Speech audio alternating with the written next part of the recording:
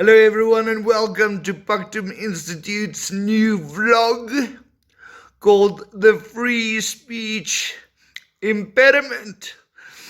And the chosen title for our vlog should be quite obvious to most of you. You can probably hear by now that your host, myself, suffers from a slight speech impediment. So I've been wanting to do something like this for quite some time actually. And I always figured that if I would do it, the one thing the audience would immediately notice is my speech impediment. You know, despite the fact that I have a PhD from what was at the time one of the world's top 100 universities, I have 12 articles, scholarly papers published in peer-reviewed academic journals. I figured people would probably not pay too much attention to that once they hear my speech impediment. So I figured I'd put it out there up front, even in the title, to avoid a bunch of questions about it. So yeah, welcome to the free speech impediment. You know, it's part of the reason for choosing the title is part of a set of social skills I've learned to develop over the years. Nowadays, you know, I'm so used to people asking me about my voice that I, when I meet someone new and they hear my voice for the first time, and I can see in their facial expression, you know, they're trying to figure out how to ask this guy about his speech. And what I do nowadays, I jump in right ahead of them, and I ask them, you know, and it's often people I've only met for the first time. I'd ask them, do you mind if I ask you something personal? What's wrong with your voice? And the reactions from people is absolutely hilarious. Initially they're completely taken aback, you know, they have no idea what to say or do, but after a second or two, they kind of start to see the humor in it.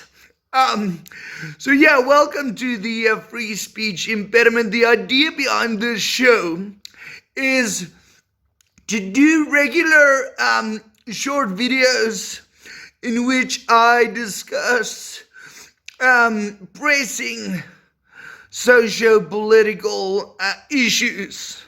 You know, issues of the day.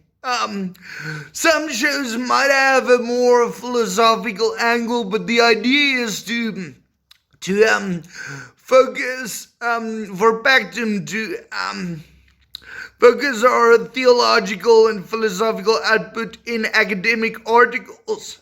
So the idea behind this vlog is to fill that void of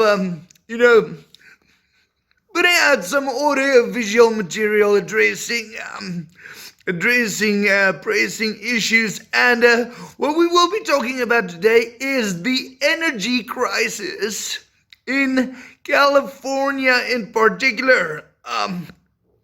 Californians are having their first experience with rolling blackouts, planned power cuts,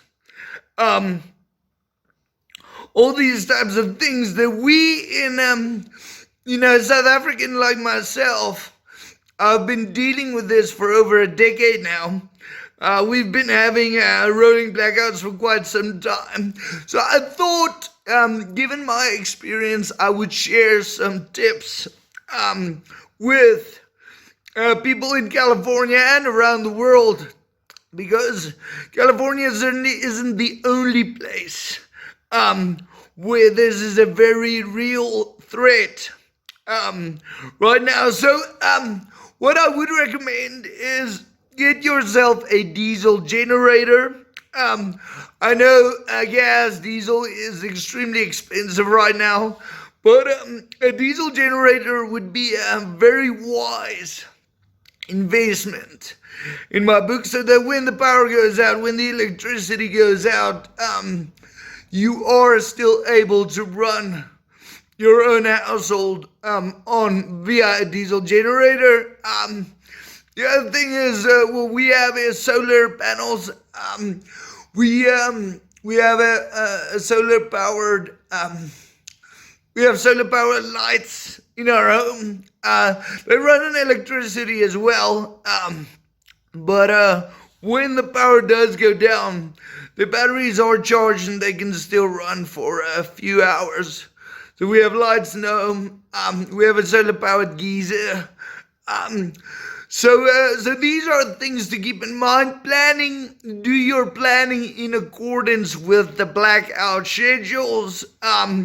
In the case of California, where it's really hot and you need, and the governor cuts your electricity so you can't use the AC, it's a good idea to take your cold baths, cold showers, during times of blackouts. If there's a swimming pool in the area, that might be a good idea to go take a dip.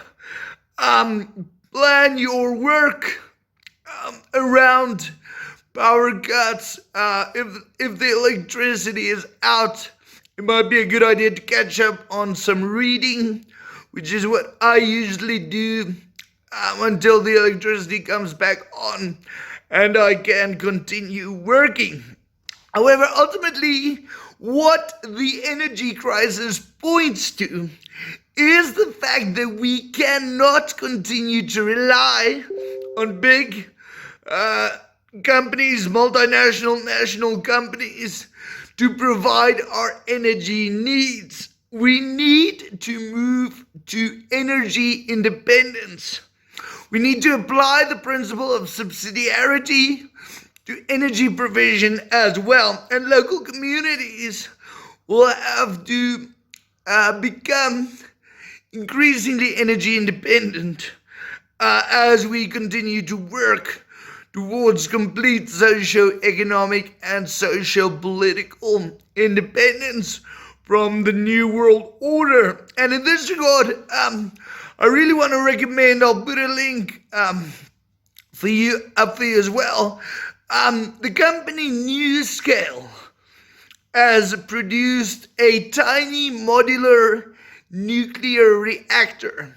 A tiny modular nuclear reactor which can be compiled, created, built in a factory and then shipped to anywhere in the world where and a local community can purchase such a nuclear reactor, a small community, and put it up, and then you have nuclear energy. So that's a very new development, and it's something we are going to have to look into in the future to move towards increased local energy supply, power supply, and energy independence. So yeah, thank you guys for tuning in. That's it for this week, this first edition of the Free Speech Impediment, a Buckton Institute production. And thank you for watching, and see you in the next episode.